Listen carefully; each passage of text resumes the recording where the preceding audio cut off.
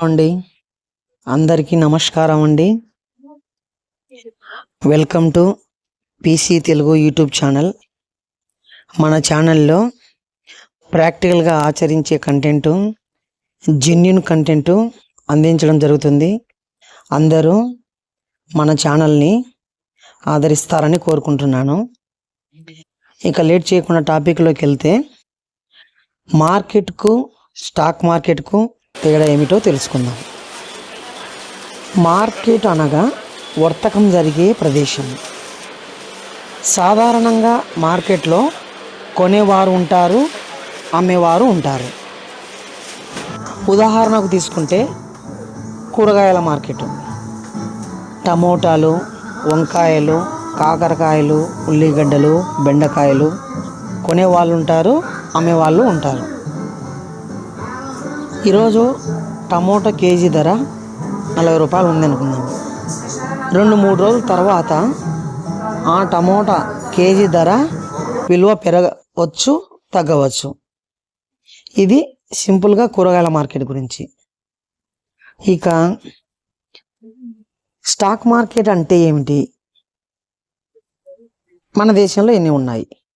కూరగాయల మార్కెట్ అంటే మనకు అందరికీ ఐడియా ఉంది, ప్రతి ఒక్కరికి తెలుసు. స్టాక్ మార్కెట్ అంటే ఏమిటి? మన దేశంలో ఎన్ని ఉన్నాయి? మన దేశంలో స్టాక్ మార్కెట్లు 2 ఉన్నాయండి. ఒకటి వచ్చేసి ఎన్ఎస్సి, 2 వచ్చేసి బిఎస్సి. ఎన్ఎస్సిని నేషనల్ స్టాక్ ఎక్స్చేంజ్ అంటారు, బిఎస్సిని బాంబే స్టాక్ ఎక్స్చేంజ్ అంటారు. ఈ ఎన్ఎస్సి, బిఎస్సి అనే ఈ 2 స్టాక్ మార్కెట్లు సెబీ అనే ఒక గవర్నమెంట్ సంస్థ కంట్రోల్లో పనిచేస్తూ ఉంటాయి. సరే, మార్కెట్ అంటే మనకు తెలుసు. ఇప్పుడు స్టాక్ మార్కెట్ అంటే ఏమిటి? స్టాక్ మార్కెట్లో ఏముంటాయి?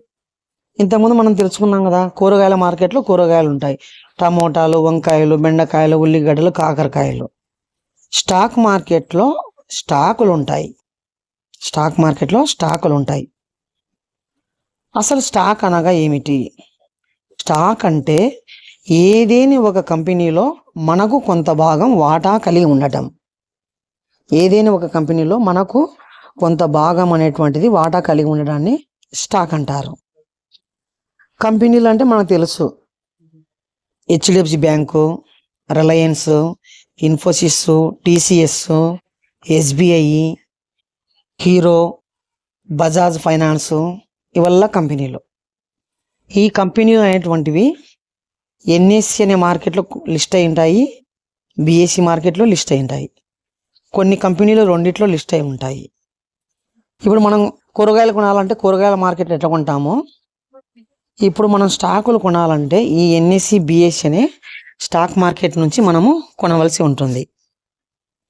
ఇప్పుడు మనం కొన్ని కంపెనీల పేర్లు చెప్పుకున్నాం. హెచ్డిఎఫ్సి బ్యాంక్ అని, రిలయన్స్ అని, ఇన్ఫోసిస్ అని, టీసీఎస్ అని, హిందుస్థాన్ యూనిలివర్ అని, హోండా అని, బజాజ్ ఫైనాన్స్ అని.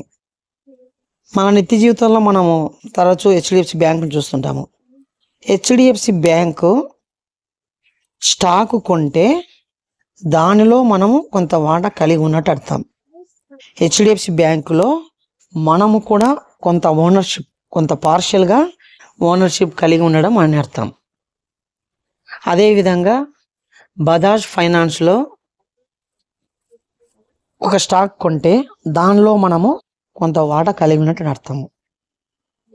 ఇది అండి క్లుప్తంగా మార్కెట్కు స్టాక్ మార్కెట్కు తేడా.